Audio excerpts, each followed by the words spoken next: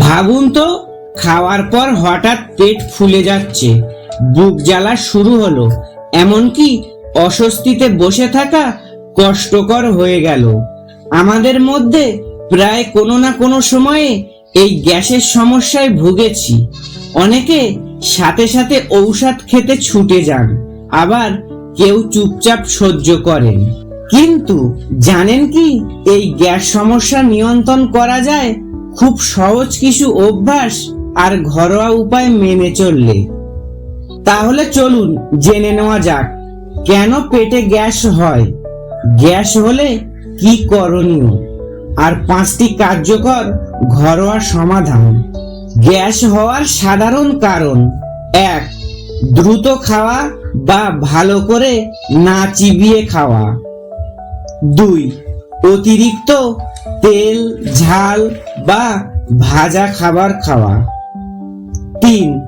Gas উৎপাদনকারী খাবার যেমন ডাল, বাঁধাকপি, ফুলকপি অতিরিক্ত খাওয়া। 4.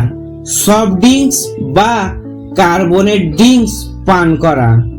5. ধূমপান বা অ্যালকোহল সেবন করা। 6.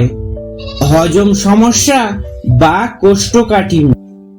গ্যাস হলে করণীয়: 1. ধীরে ধীরে খাওয়া এবং ভালো করে চিবিয়ে খাওয়া। 2.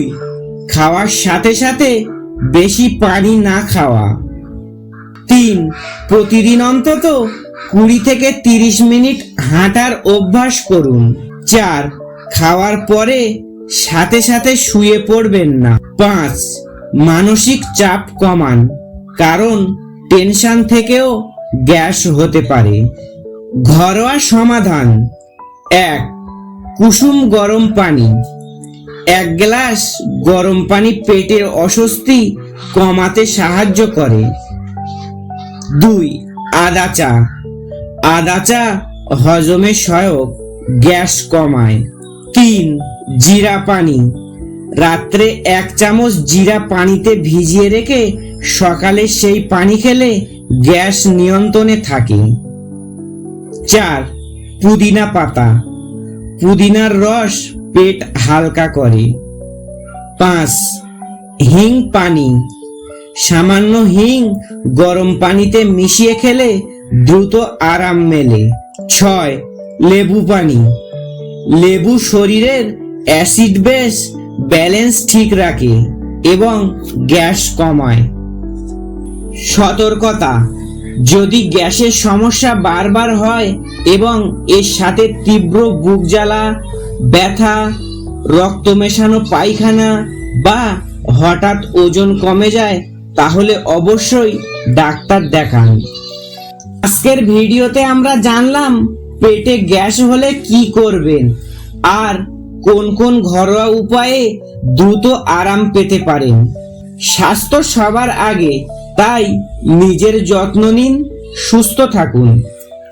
ভিডিওটি যদি ভালো লেগে থাকে তবে একটি লাইক দিন, বন্ধুদের সঙ্গে শেয়ার করুন, আর আমাদের চ্যানেল স্বাস্থ্য হোক সাথী সাবস্ক্রাইব করতে ভুলবেন না। ধন্যবাদ সবাইকে শেষ পর্যন্ত দেখার জন্য।